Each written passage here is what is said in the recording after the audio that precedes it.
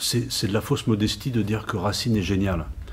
Parce qu'en fait, Racine nous inspire, en fait, nous rend d'une certaine manière nous-mêmes géniaux, sans aucune prétention, mais tout à coup, en travaillant cette langue-là, on se met à avoir des idées qu'on n'aurait pas eues avant, on se met à éprouver des sensations qu'on n'aurait pas éprouvées autrement. Et donc tout à coup, Racine nous invente nous-mêmes, en fait. Donc ouais, il y a un principe de transfert d'énergie, peut-être comme dans l'aïkido, comme vous le dites, un principe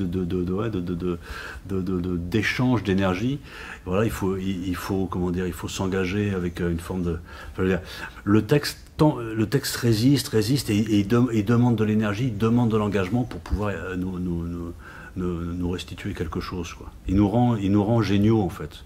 Il nous invente, en fait. Et ça, c'est quand même... ça, c'est la force d'une œuvre d'art, et plus particulièrement des grandes œuvres, en fait, qui nous rendent à nous-mêmes, en fait. Il n'y a pas de texte, il n'y a pas de théâtre sans corps. On sent quel point c'est important pour vous, et le rythme et la présence physique des comédiens et celui du public. C'est vital que cette petite alchimie se fasse. Absolument, absolument.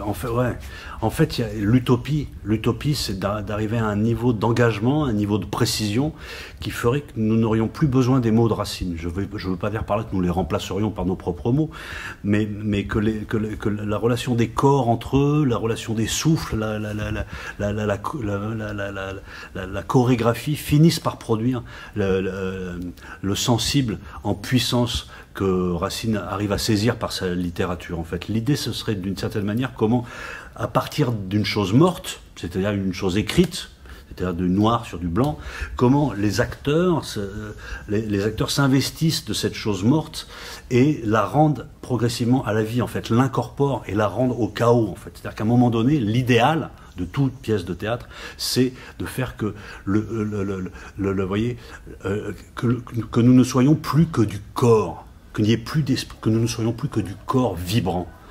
Et donc, d'une certaine... Racine a réussi à capter dans l'écriture de la vibration humaine, à charge pour nous de se glisser dans cette vibration humaine pour la restituer au chaos.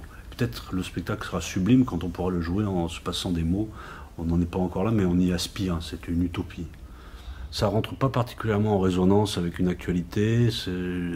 J'y trouve pas un discours que j'aimerais produire par ailleurs et qui rencontrerait les mots de Racine. En fait, quand le TNS et le Festival d'Avignon m'ont sollicité pour travailler avec les jeunes gens de premier acte, il m'a semblé important que je puisse leur délivrer le plus précieux de mon expérience. J'avais été et Andromaque fait partie des pièces que je le plus travaillé avec d'autres acteurs formidables, des gens comme Laurent Sissorman, des gens comme Gaël Baron, des gens comme Barbara Young qui travaille toujours avec moi en tant qu'assistante et qui prend aussi les rôles des confidents.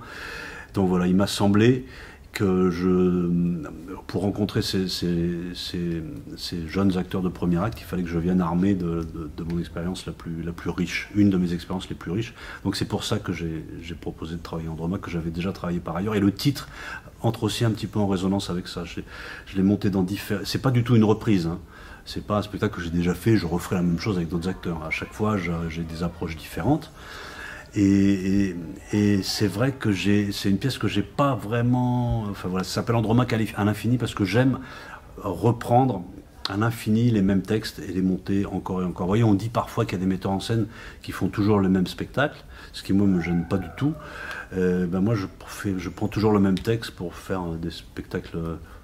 j'espère différent. Ce que j'aime beaucoup, en fait, c'est comment, à un moment donné, un acteur s'engage sur un chemin, il invente des formes, il produit des hésitations, il a des coups de génie, il dessine un parcours, et j'aime que ce parcours qu'un autre acteur puisse s'en saisir et puisse le parcourir à nouveau en y amenant en butant sur des incompréhensions, en révélant l'intuition géniale de l'autre, mais voilà, et comment comme ça par principe d'imitation, vous voyez, on finit par toucher à quelque chose peut-être aussi d'universel, hein, ce qui est particulier dans l'art, ouais, c'est que il y a quelque chose à la fois de très intime et d'universel. Vous voyez, ça touche en nous quelque chose d'extrêmement intime, d'extrêmement profond, qui semblerait être que à nous, mais en même temps on a l'intuition que dans cette beauté-là, tout le monde pourrait la partager. Donc en fait, effectivement, j'aime travailler, j'ai choisi des acteurs qui étaient très différents les uns des autres, j'en ai choisi moins. Je travaillais avec moins d'acteurs qu'il n'en faudrait pour monter la pièce de manière conventionnelle. Il n'y a que 3 acteurs pour un ensemble de 8 rôles. Je devrais dire 4 acteurs, parce qu'il y a ma collaboratrice Barbara qui joue le rôle de tous les confidents. Donc voilà, il y a donc 4 acteurs et 3 acteurs qui se partagent les 4 rôles principaux. Et donc ils sont amenés à jouer plusieurs rôles. Les hommes sont amenés à jouer des hommes ou des femmes. Enfin, les femmes jouent aussi des fautes. Il y a une espèce de principe comme ça, une forme de donjuanisme, enfin une forme de, comment dire. J'aime l'idée que tout le monde puisse tout jouer. Certains amènent un génie particulier, certains amènent une lumière inédite, mais sur le fond, tout le monde peut faire en sorte que le spectacle ait lieu. C'est ce qui fait que Racine a été joué il y a 400 ans et qu'aujourd'hui on joue encore Racine. C'est-à-dire qu'il y a toujours eu une génération d'acteurs pour transmettre, donner envie à une autre génération de le jouer en fait. Et j'aime faire cette expérience-là. C'est pour ça que je demande aux acteurs de changer de rôle, c'est pour ça que du coup de changer de rôle pendant le spectacle, de changer de rôle d'une répétition à l'autre, et c'est aussi pour ça que j'aime aller dans les quartiers, solliciter les habitants, non pas pour leur apporter la grande culture, on entend ce discours-là tellement, avec certainement aussi, il est vertueux, en tout cas il part d'un bon sentiment, c'est pas une bonne intention, c'est pas mon projet, moi j'ai besoin d'aide. Vous voyez, je vais dans les quartiers. J'aime sortir du théâtre pour solliciter des gens pour qui regardent le travail et la pression qu'ils exercent sur le travail permet aux acteurs de sortir des choses qui ne sortiraient pas autrement. Donc en fait, là on est chez un speaker à la Méno. Hier on était à la Grens du côté de la gare. Demain on va dans le quartier de l'Europe, c'est les institutions européennes. C'est des cadres à chaque fois très différents. Et donc du coup des rencontres différentes, et on demande aux gens de nous aider simplement par leur écoute en fait, voilà. Et en contrepartie de cette aide, on délivre le matin des ateliers où on leur transmet l'expérience qu'on a fait du texte. Donc comme ça, des espèces d'aller-retour où le temps du spectacle c'est une chose, mais c'est pas, mais voilà, on essaye de faire en sorte que le temps du spectacle c'est la chose la plus importante. Mais j'aime que ce soit nourri que cette expérience-là soit relativisée par d'autres expériences déjà en sollicitant déjà des spectateurs. Bon, je considère les textes classiques comme une forme d'espace public virtuel, on pourrait dire un espace public symbolique, en fait, auquel chacun d'entre nous doit avoir accès librement en fait. Et donc moi, il m'intéresse en fait de m'y rendre pour y faire l'expérience de ma propre liberté. Le Racine, c'est une langue a priori difficile qu'on présente comme étant, oui évidemment sublime, comme étant un des joyaux de la langue française, et c'est très étrange de s'apercevoir qu'on est un étranger dans sa propre langue. Non pas que je ne saurais pas parler Racine, mais ouais, c'est effectivement c'est quelque chose que j'ai du mal à appréhender, du mal à comprendre comme ça d'emblée, et donc je refuse cette ignorance, et j'essaie de m'émanciper de Racine. En fait, j'essaie de faire l'expérience de Racine pour voir quelle liberté je peux construire, quelle liberté je peux construire à travers ce texte-là, et entraîner, si possible, les spectateurs avec moi dans l'expérience de cette liberté. Les spectateurs et les acteurs, évidemment, dont j'ai besoin de la complicité pour faire ce théâtre-là. Donc il s'agit davantage de m'émanciper de ma propre langue que de me soumettre au diktat de cette langue qui, à un moment donné, est utilisée, il faut bien le dire, enfin c'est connu aussi, mais c'est très étrange, comme arme de domination d'un espace qui deviendra la France, en fait. Hein. Une langue est aussi une arme de guerre, et on utilise le français pour définir, voilà, il a été pendant un temps interdit de parler alsacien, on était assigné à parler breton, parler français, ça veut bien dire ce que ça veut dire. Donc comment à un moment donné, moi en travaillant Racine, j'aspire à m'émanciper de la langue utilisée comme outil de domination. Donc à l'infini, parce que cette question-là, ne s'arrête jamais, elle n'est jamais abolie. L'aspiration à la liberté, l'émancipation est permanente. Le mouvement d'émancipation est permanent. Donc Andromaque à l'infini, comment interroger à l'infini et se mettre dans un processus de dépassement à l'infini de la manière dont la langue nous enferme en elle-même. Vous voyez, à un moment donné, on est parlé, la langue nous parle, on pense, là peut-être même moi je suis pris dans des stéréotypes, on pense exprimer librement, alors qu'en fait on s'aperçoit qu'on est parlé, ce qu'on dit, on prend la forme de la langue, de notre langue maternelle, et faire du théâtre, c'est comment refuser d'être parlé par sa propre langue, se la réapproprier et la parler en son nom. Et donc on monte Racine